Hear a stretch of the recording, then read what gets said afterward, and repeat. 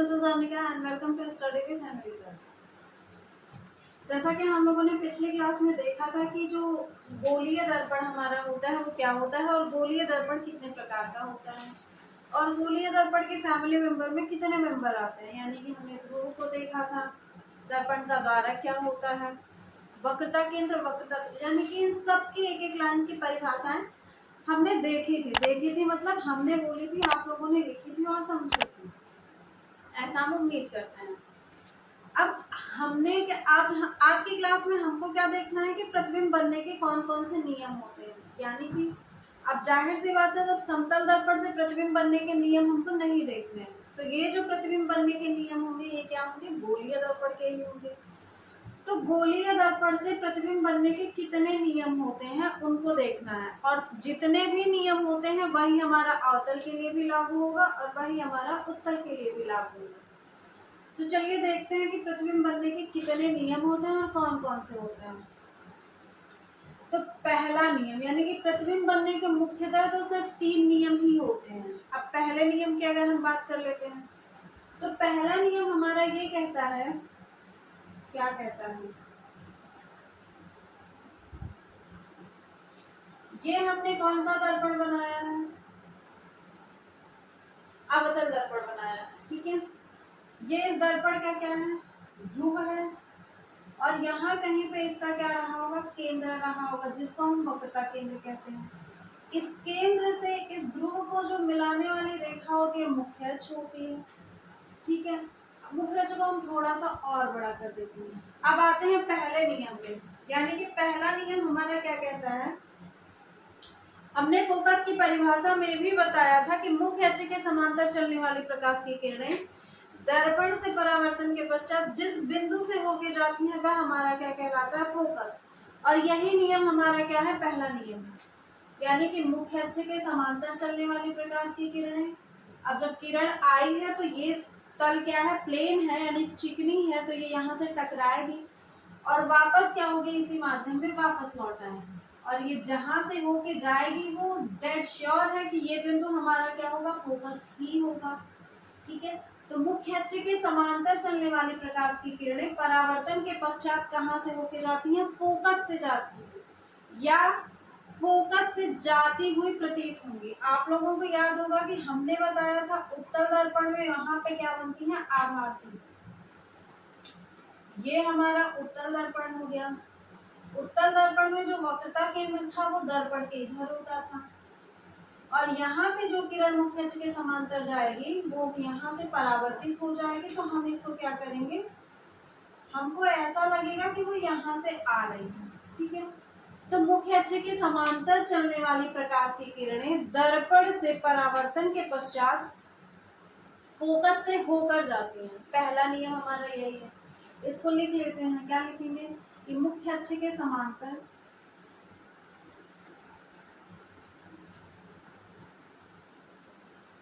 चलने वाली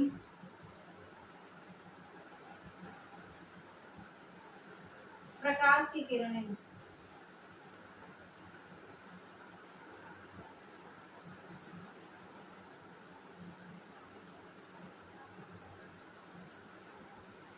परावर्तन के पश्चात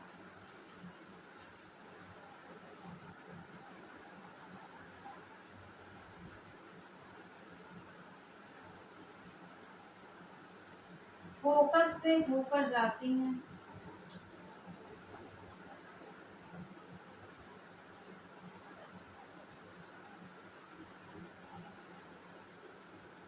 अगर होकर जाती हैं तो ये हम किस दर्पण की बात कर रहे हैं, अवतल की बात कर रहे हैं। फोकस से होकर जाती हैं अथवा जाती हुई प्रतीत होती है। यहाँ पे हमको लग रहा है कि जा रही है, जाती हुई प्रतीत होती है।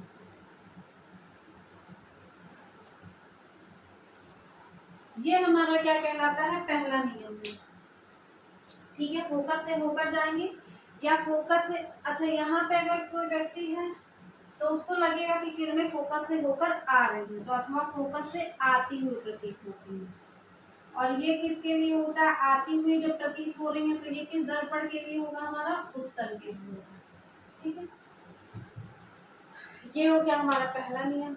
यानी कि पहले नियम का मतलब क्या हुआ है कि जब हमको प्रतिबिंब बनाना होगा, यानी कि जब हम प्रतिबिंब बनाएंगे तो जो भी किरण मुख्य अक्ष के समांतर जाएगी तो हमको सोचना ही नहीं है, हम उस किरण को तुरंत खट से कहां से लेके जाएंगे, फोकस से लेके जाएंगे। ठीक है, ये प्रतिबिंब बनने के नियम है, इसीलिए जब प्रतिबिंब हम लोग बनाना सीखेंगे तो वहां पे ये सारी चीजें काम आएंगी। ठीक है, तो अभी बस हम लोग ये देखते हैं कि जो भी किरण समांतर जाएगी वो तुरंत ही कहाँ से होके जाएगी, ज्यों ही इस किरण में परावर्तन होगा और वो परावर्तन के बाद फोकस से होके जाएगी। ठीक है, अब बात कर लेते हैं दूसरे नियम की। दूसरा नियम इसी का बिल्कुल अपोजिट है। अपोजिट होने का मतलब क्या है, अपोजिट होने का मतलब ये है कि अगर कोई किरण हमारे समांतर चल रही है तो वो फोकस से होके जाएगी। तो जाहिर सी बात है, हम ये भी तो कह सकते हैं कि अगर कोई किरण फोकस से होके जाए तो परावर्तन के पश्चात वो समांतर हो जाएगी। तो दूसरा नियम हमारा यही कहता है। क्या कहता है,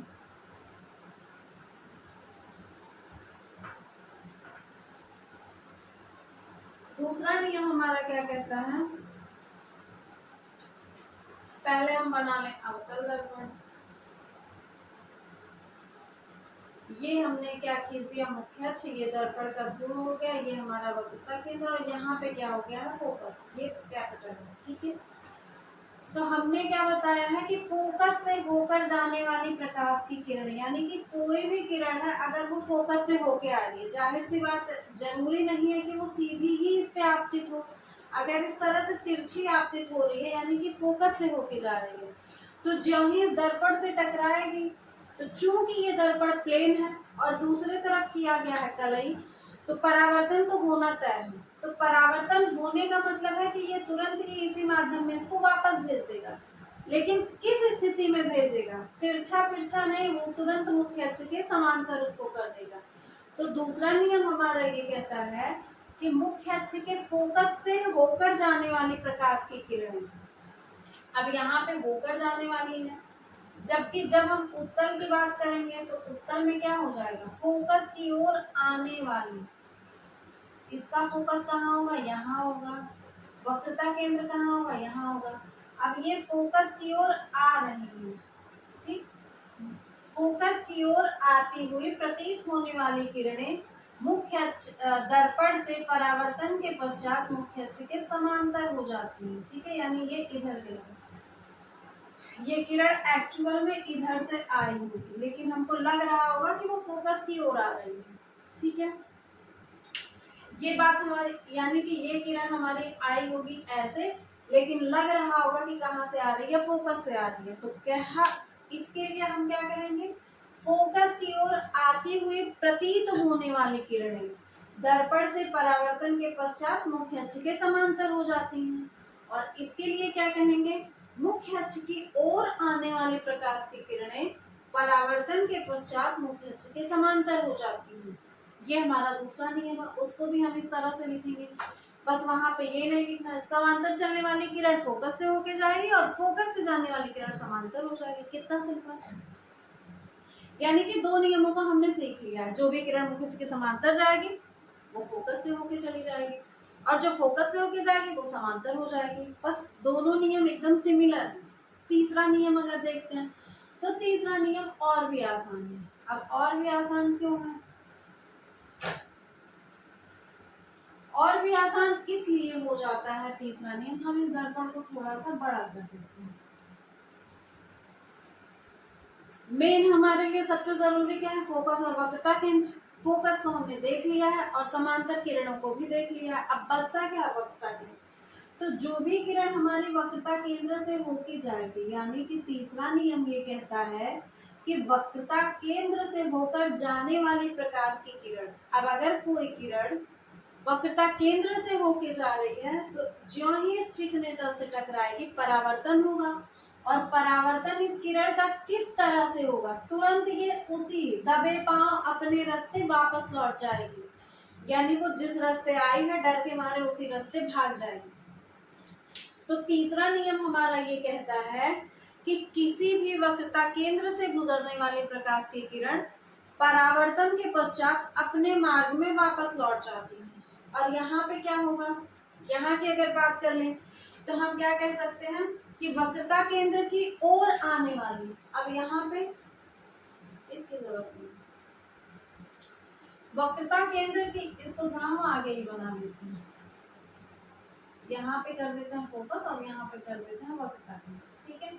वक्रता केंद्र की ओर आने वाली प्रकाश की किरण परावर्तन के पश्चात अपने मार्ग में वापस लौट जाती है, ठीक है। और यहाँ पे उसकी ओर आने वाली, बस इतना ही अंतर रखना है, हमको महसूस करना है कि इसकी तरफ आ रही है और यहाँ पे किरणें एक्चुअल में आती हैं।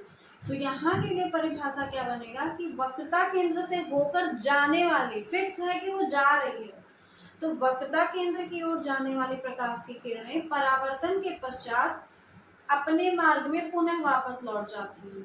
बात हो गई तीनों नियम की, पहला नियम देख लिया हमने, दूसरा भी और तीसरा भी।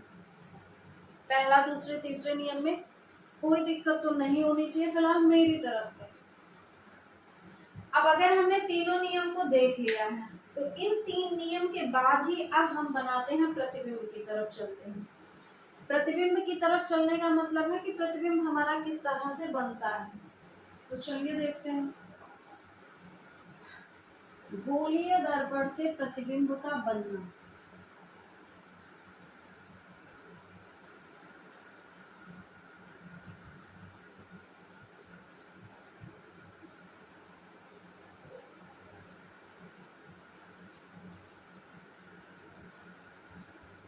गोलीय दर्पण से प्रतिबिंब का बनना, ठीक है। और वो भी दर्पण कौन सा, अवतल की हम बात कर रहे हैं। इस चीज को नोट करिएगा कि अवतल के लिए प्रतिबिंब हमारा कहीं और बनेगा, यानी दूसरे प्रकार से बनता है, और उत्तल दर्पण में प्रतिबिंब किसी और तरह से बनता है। तो हम किसकी बात कर रहे हैं, अभी अवतल की बात कर रहे हैं। तो अगर हम अवतल की बात कर रहे हैं तो सबसे पहली जब स्थिति हम देखते हैं अवतल में, तो जब वस्तु हमारी कहाँ पे हो, अनंत पे हो।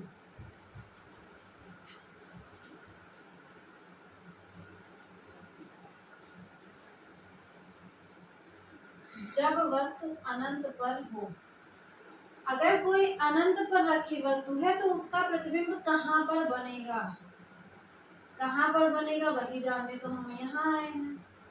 तो अगर ये अवतल दर्पण है तो इसके बाहर हमको क्या लगाना पड़ेगा, चांदी की कलाई करनी पड़ेगी। अब अगर बाहरी पृष्ठ पे हमने चांदी की कलाई किया है तो इसका जो परावर्तक पृष्ठ होगा वो भीतरी सतह होगा। ये इसका मध्य बिंदु हमारा कहलाएगा, यानी कि ध्रुव। और ध्रुव से कुछ दूरी पे हमारा होता है फोकस, और फोकस से दुगनी दूरी पे हमारा होता है वक्रता केंद्र, ठीक है। ये बातें क्लियर हो गई। अब हमको क्या, हमने क्या इमेजिन किया है कि हमारा जो वस्तु है वो कहाँ पे है, अनंत पे है।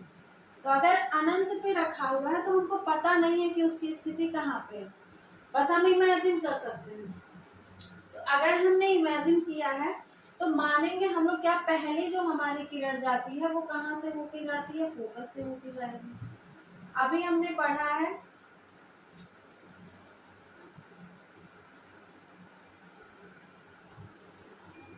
अभी हमने देखा है कि जो भी किरण हमारी फोकस से होके जाती है, यानी कि फोकस से होकर जाने वाली प्रकाश की किरणें जब यहाँ पे टकराएंगी तो होगा परावर्तन, और ये मुख्य अक्ष के हो जाएंगी समांतर। अभी हमने प्रतिबिंब के नियम में पढ़ा है। तो पहली किरण हमारी होके कहाँ से जाती है, फोकस से, और जो ही यहाँ से टकराए वो कहाँ से चली गई है, मुख्य अक्ष के समांतर। दूसरी किरण हमारी कहाँ से होके जाती है, वक्रता केंद्र से होके जाती है।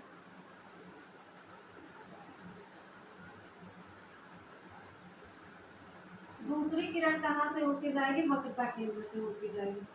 पूरा ही तो टेढ़ा मेढ़ा हमने बना रखा है।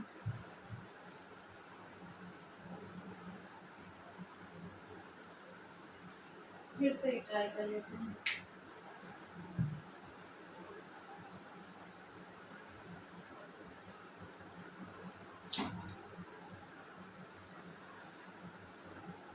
ये यहाँ पे हमारा है फोकस, और फोकस से दुगनी दूरी पे है वक्रता केंद्र। और वस्तु हमारी कहाँ पे रखी हुई है, अनंत पे रखी हुई है। ठीक है, बोर्ड पे सीधी लाइन ड्रॉ ना होने की वजह से थोड़ा सा दिक्कत तो आ रहा है। अब यहाँ से जो किरण हमारी कहाँ से होके जाएगी, फोकस से होके जाएगी, वो मुख्य अक्ष के क्या हो जाएगी, समांतर हो जाएगी। और जो किरण हमारी वक्रता केंद्र से होके जाएगी, वो वक्रता केंद्र से जाने वाली जो किरण होगी वो क्या हो जाएगी, वक्रता केंद्र से जा रही है और जो ही यहाँ से टकराएगी, अभी हमने तीसरे नियम में बताया है, वो वापस अपने मार्ग में लौट जाएगी। यानी कि इसकी जो परावर्तन की घटना होगी वापस लौटने के लिए होगी। और पहली किरण हमारी कहाँ से होके गई है, फोकस से। अब ज्यों ही यहाँ से टकराई है तो ये किरण कहाँ हो गई है, समांतर हो गई है। ये दोनों किरणें कहाँ पे मिल रही हैं, यहाँ पे। और जहाँ पे दोनों किरणें मिलती हैं वहीं पे हमारा बनता है प्रतिबिंब। तो ये हमने बना लिया है छोटा सा प्रतिबिंब। ये बिंदु हमारा क्या था, फोकस था। तो अगर ये बिंदु फोकस है और उसी बिंदु पे प्रतिबिंब बना हुआ है, तो जाहिर सी बात है हमारा इसमें क्या निकल के आया कि जो प्रतिबिंब बना है वो कहाँ पे बना है, फोकस पर बना है। यानी कि प्रतिबिंब की स्थिति हमारी कहाँ पे है, फोकस पे है। तो हमको अगर पूछा जाएगा कि अनंत पर स्थित किसी वस्तु का प्रतिबिंब कहाँ पर बनता है, तो फोकस पर बनता है। ठीक है, पहली बात क्लियर है। जब कोई वस्तु अनंत पे होगी तो प्रतिबिंब हमारा कहाँ पे बनेगा, फोकस पर बनेगा। अब चूंकि ये प्रतिबिंब मुख्य अक्ष के नीचे है, तो प्रतिबिंब अगर मुख्य अक्ष के नीचे है तो हम इसका एरो नीचे दिखाएंगे। अगर एरो नीचे दिखा रहे हैं तो जाहिर सी बात है ये प्रतिबिंब किस तरह का है, उल्टा है। तो हमको कहाँ पे प्रतिबिंब प्राप्त हुआ, फोकस पर। और ये प्रतिबिंब कैसा है, उल्टा है। ठीक है, जो भी प्रतिबिंब उल्टा होता है वो हर स्थिति में यानी हर हालत में वो कैसा होता है, वास्तविक होता है। तो यानी कि अगर ये भी प्रतिबिंब हमारा उल्टा है तो ये किस तरह का होगा, वास्तविक प्रतिबिंब होगा। जाहिर सी बात है कि हमने क्या बताया कि जब वस्तु हमारा कहाँ पे होगा, अनंत पर होगा, तो कहाँ पे बनेगा हमारा प्रतिबिंब, फोकस पर प्राप्त होगा। और फोकस पर जब प्राप्त हुआ है तो ये हमको दिख रहा है, वस्तु से हमने क्या लिया है, प्रतिबिंब हमारा छोटा ही आया है, तो फोकस पर प्राप्त होगा, वस्तु से छोटा होगा और उल्टा होगा। और जो प्रतिबिंब उल्टा होगा वो हर हाल में कैसा होगा, वास्तविक ही होगा। तो पूछा किस तरह से जाता है कि अनंत पर स्थित वस्तु के प्रतिबिंब की स्थिति बताइए। ठीक है, तो हम स्थिति बताने के लिए इस चित्र को बनाएंगे और स्थिति में लिखेंगे कि प्रतिबिंब हमारा फोकस पर प्राप्त होगा, उल्टा, वास्तविक तथा वस्तु से छोटा होगा। बस इतना ही करना है, इससे ज्यादा कुछ नहीं करना है। ठीक है, अब उसके बाद हम क्या करते हैं, ये हमारा हो गया अवतल दर्पण में पहली स्थिति कि अगर कोई वस्तु अनंत पे है तो अवतल दर्पण में उसका प्रतिबिंब कहाँ पर प्राप्त होगा, फोकस पर। ये ऑब्जेक्टिव में भी पूछा जाता है। ठीक है, तो जब हमको ये फिगर याद रहेगा तो ये तो हमारा हो ही जाना है। अब दूसरी बात करते हैं। पहली कंडीशन हमने देख लिया कि जब वस्तु हमारा अनंत पे होगा तो प्रतिबिंब हमारा कहाँ पे प्राप्त होगा। ठीक है,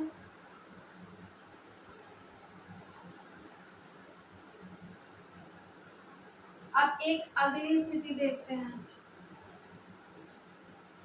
जब वस्तु कहाँ पे हो,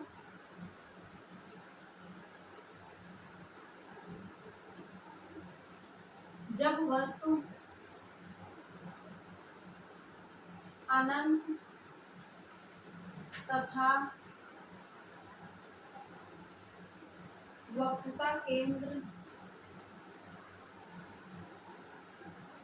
के बीच हो। ठीक, अब वस्तु को हमको कहाँ पे रखना, अनंत तथा वक्रता केंद्र के बीच में रखना है। ठीक है, तो अगर हम वस्तु को अनंत और वक्रता केंद्र के बीच में रखते हैं तो इसका मतलब क्या है,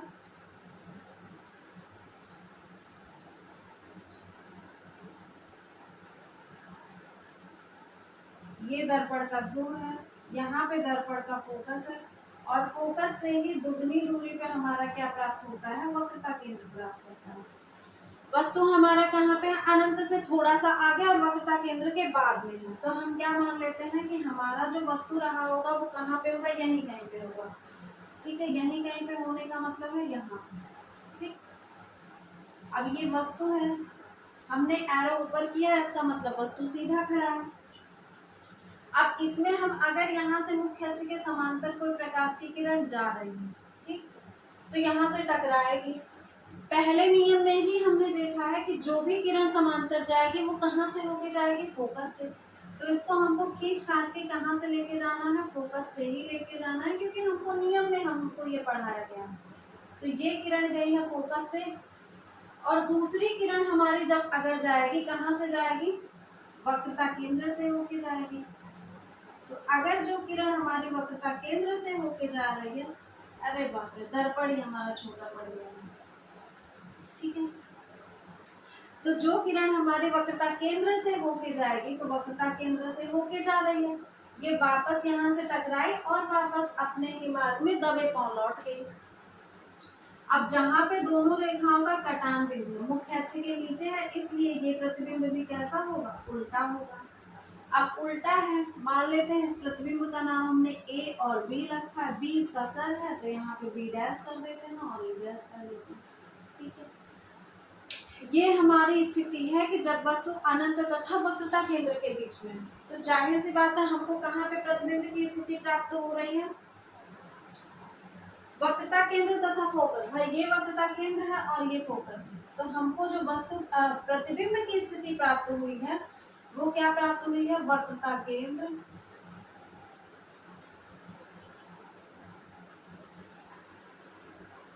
तथा फोकस के मध्य, ये प्रतिबिंब की स्थिति है।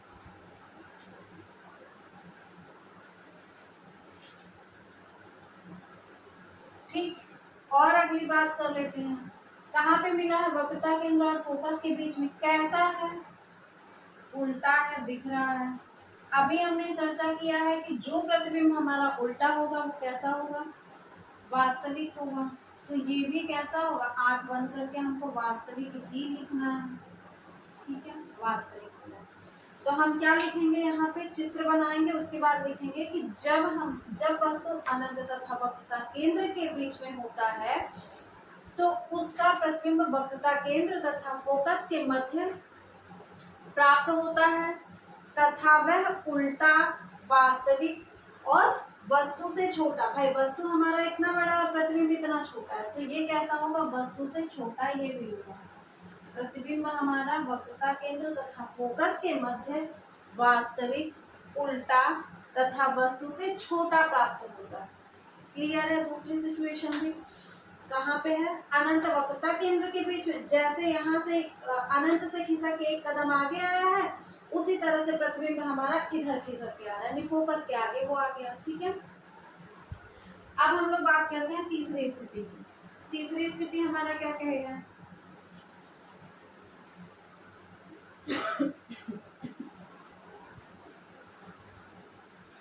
अब इस बार जब अनंत और वक्रता केंद्र के बीच में आ गया है, तो अब जाहिर सी बात है जो उसका अगला पड़ाव होगा वो क्या होगा, वक्रता केंद्र ही होगा। तो अब हमारा जो वस्तु है वो कहाँ पे स्थित है, वक्रता केंद्र पर ही स्थित है। अगर वस्तु हमारा कहाँ पे स्थित है, जब वस्तु कहाँ पे हो, वक्रता केंद्र पर हो। ठीक है, फिर से देख लेते हैं हम लोग डायग्राम किस तरह से बनाएंगे। ये हमारा हो गया क्या, दर्पण। दर्पण का ये हो गया मध्य बिंदु, जिसको हम कहते हैं दर्पण का ध्रुव। और ये हमने खींचा है ध्रुव से एक सीधी रेखा। ठीक है, हम ध्रुव को नीचे ले आते हैं। ठीक है, यहाँ पे हमारा है फोकस, और फोकस से दुगनी दूरी पे क्या है हमारा, वक्रता केंद्र। जो सबसे मुश्किल होता है बनाना वो यही होता है, वक्रता केंद्र पे जब स्थित वस्तु होता है तो इसका प्रतिबिंब होता है सबसे मुश्किल बनाना। क्यों, क्योंकि यहाँ अगर दूरियों में थोड़ा सा भी डिफरेंस होगा तो नहीं बनेगा, जबरदस्ती ही बनाना पड़ेगा, और शायद हमको भी जबरदस्ती बनाना पड़ेगा। तो जब वस्तु इस बार हमने कहाँ पे रखा है, वक्रता केंद्र पे रखा है।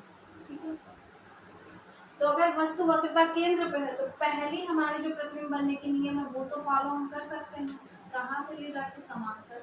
और ज्यों ही हम समांतर लेके जाएंगे तो हमको पता है इस किरण को कहाँ से जाना है, फोकस से होके जाना है। अब यहाँ पे देखिए तिरछा हो गया तो थोड़ी पॉसिबिलिटी कम है लगने की। दूसरी सिचुएशन, हम वक्रता केंद्र से नहीं ले जा सकते क्योंकि वक्रता केंद्र पे ही वस्तु रखा है। तो हमें एक और स्थिति हमको पता है कि जब हमारी जो प्रकाश की किरण है वो फोकस से होके जाती है तो ये क्या हो जाती है, मुख्य अक्ष के समांतर हो जाती है। ये थोड़ा सा हमारा तिरछा बना है।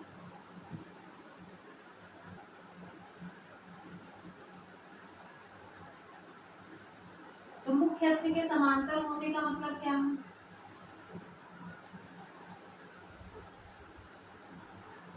देखिए नहीं बना हमारा भी प्रतिबिंब, हमारा कहाँ पे बन गया, यहाँ पे बन गया। लेकिन ये प्रतिबिंब बनता कहाँ पे, वक्रता केंद्र पे बनता है। ठीक है, तो वक्रता केंद्र पे ही आप इसको क्या करेंगे, एक बार और ट्राई कर लेते हैं, क्या समझना है। ये लाइन रेखाएं जब तक हमारी सीधी नहीं होंगी तब तक नहीं बनेगा बस। और बोर्ड पे तो थोड़ा और भी मुश्किल है। और दूरियां हमको इसमें सबसे ज्यादा मायने रखती हैं। जितनी दूरी पे फोकस होगा उसकी दुगनी दूरी पे वक्रता केंद्र रहना चाहिए। अब यहाँ पे तो हम नहीं माप सकते हैं तो इसलिए भी थोड़ा सा मुश्किल हो जाता है। यहाँ पे हमने रख लिया है फोकस को और फोकस से दुगनी दूरी पे अब अंदाजिया है या वक्रता केंद्र है। और वक्रता केंद्र पे हमने रखा है वस्तु को। और मुख्य अक्ष के समांतर जो किरण गई है वो कहाँ से होके जाएगी, फोकस से। और जो किरण फोकस से होके जा रही है वो कहाँ से होके जाएगी, मुख्य अक्ष के समांतर। और ये बन गया हमारा प्रतिबिंब। चलिए ठीक है, फिर भी आगे इस बार करेंगे। ठीक है, तो पहली किरण मुख्य अक्ष के समांतर गई है तो ये यहाँ से टकराई और परावर्तन हुआ तो फोकस से होके इसको जाना था। दूसरी किरण हमारी फोकस से होके गई है तो ये समांतर हो गई है। और कहाँ पे हमको प्राप्त हुआ, यहाँ पे ये क्या था, ए बी था तो हम इसको बना देंगे बी डैश और ए डैश। ठीक है, तो स्थिति हमको क्या दिख रही है कि हमारा जो प्रतिबिंब है वो कहाँ पे मिल रहा है, वक्रता केंद्र पर ही मिल रहा है, वक्रता केंद्र पर। एक चीज आप लोग देखेंगे कि वस्तु हमारा जिस तरह से इधर खिसक रहा है, प्रतिबिंब हमारा क्या हो रहा है उसके अपोजिट जा रहा है। यानी जब अनंत पे था तो फोकस पे बना, जब ये और आगे आया तो ये वक्रता केंद्र और फोकस के बीच हुआ, जब ये वक्रता केंद्र पे आया तो ये भी वक्रता केंद्र पे। अब इसके आगे की स्थिति जब आएगी तो फोकस वक्रता केंद्र पे तो ये यहाँ खिसक के आएगा। यानी जिस तरह से वस्तु हमारा आगे जाता है प्रतिबिंब हमारा पीछे खिसक रहा है। तो अगर कोई वस्तु हमारा वक्रता केंद्र पे है तो उसका प्रतिबिंब वक्रता केंद्र पर प्राप्त होगा। ये दिख रहा है ना, वस्तु के बराबर ही है। और किस तरह से होगा, वस्तु के बराबर, वस्तु के बराबर।